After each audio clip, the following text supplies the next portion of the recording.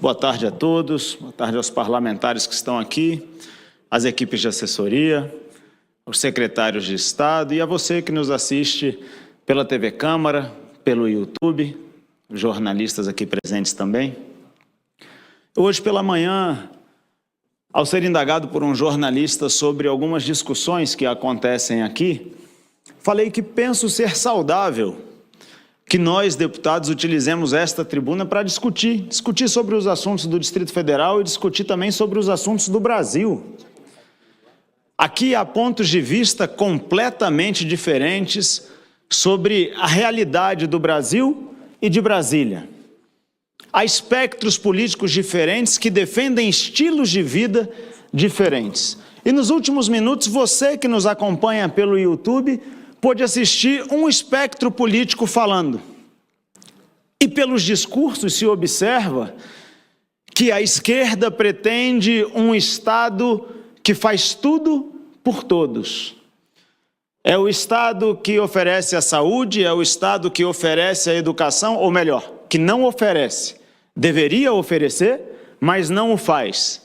O Estado é responsável por tudo e verbos como garantir, palavras como direitos e coisas do tipo que causam gatilhos mentais nas pessoas que se tornam cada vez mais dependentes do assistencialismo estatal, são utilizadas com frequência aqui. De modo que o Brasil é hoje um país tão socialista que até mesmo a nossa Constituição Federal prevê que a propriedade privada é um direito, desde que respeitada a função social, seja lá o que isso signifique. Então, direitos inalienáveis como a vida, a liberdade, a propriedade privada, estão sujeitos à permissão estatal de que se usufrua deles. Só não é engraçado porque é triste. O cidadão, o indivíduo, tem que pedir licença para o Estado para tudo e qualquer coisa. E eu quero dizer para a população do Distrito Federal que não há nada que o Estado possa oferecer sem que antes tenha retirado de quem trabalha, de quem produz. Não existe R$1 nos cofres do Estado que não tenham sido retirados coercitivamente do bolso de quem produziu. O que eu estou querendo dizer com isso é que dinheiro público não tem lastro de produtividade. Ao contrário. E é até interessante, o passar dos anos mostra que ao longo do tempo nós nos acostumamos com isso que alguns chamariam de roubo, se não fosse praticado pelo Estado. Que alguém tirar dinheiro de você, subtrair dinheiro de você de maneira coercitiva. Há um tempo atrás, a coroa portuguesa estabeleceu que os impostos sobre o Brasil seriam de 20%. E os brasileiros, que naquela época já tinham um senso de humor e até para reclamar eles faziam de maneira divertida, cunharam a expressão quinto dos infernos. A expressão o quinto dos infernos nasceu do fato de que os impostos chegaram a 20%. Hoje, o brasileiro médio paga 50% do que recebe de imposto.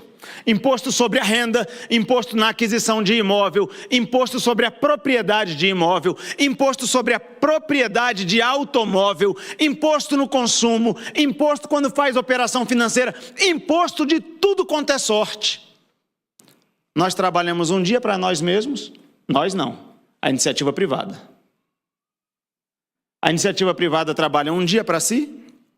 Todo trabalhador que acorda cedo, sai ainda de noite de casa, pega 2 horas de ônibus, etc. Passa por tudo isso. É um dia para ele, outro dia para o Estado. Um dia para ele, outro dia para o Estado. E a nossa mentalidade está a tal ponto entorpecida que a gente nem reclama mais. Quando chegou em 1/5, era o quinto dos infernos. E agora é como se isso fosse normal. Não é normal. E para fazer a população de Brasília entender o quanto custa essa carga tributária tão elevada, eu propus ontem um projeto de lei que é o Dia Distrital sem impostos. É a última sexta-feira do mês de novembro. É Black Friday de verdade. É o cidadão podendo saber quanto ficaria no bolso dele se o Estado não cobrasse tanto imposto. É o cidadão podendo olhar para a sua vida e falar assim: se eu não tivesse tanto imposto, se eu não tivesse tanto imposto a pagar, talvez eu pudesse comprar um carro e não dependesse do transporte público. Talvez eu pudesse pagar um plano de saúde e não dependesse dos péssimos hospitais públicos. Talvez eu pudesse pagar escola para os meus filhos e não ficasse dependendo de uma espécie de bondade de um político de fazer escola que preste para os meus filhos. Talvez eu pudesse até conseguir a casa própria.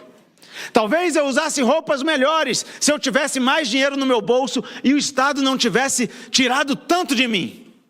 A última sexta-feira de novembro, e eu peço desde já o apoio de todos os parlamentares dessa casa, a última sexta-feira de novembro vai ser o dia distrital sem impostos, para que nós possamos saber não só quanto o Estado leva de nós, mas também quanto ficaria conosco se nós pudéssemos pagar impostos que não fosse imposto zero, ao menos pagar impostos justos, correspondentes a algo que nos permitisse viver de maneira equilibrada e não depender do Estado.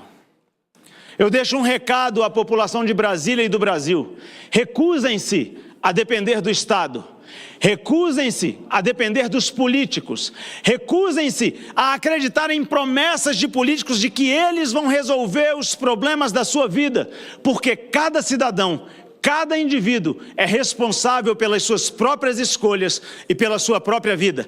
Trabalhe, se dedique, estude, cumpra o seu ofício com excelência, ofereça bons produtos e bons serviços. Você vai prosperar na vida. Cada um de nós brasileiros tem essa opção. É verdade, no Brasil isso é muito difícil, porque é muita burocracia e muito imposto. Mas nós estamos aqui trabalhando para reduzir tributo e reduzir burocracia. Contem conosco, nós estamos contando com vocês também nessa batalha do intelecto.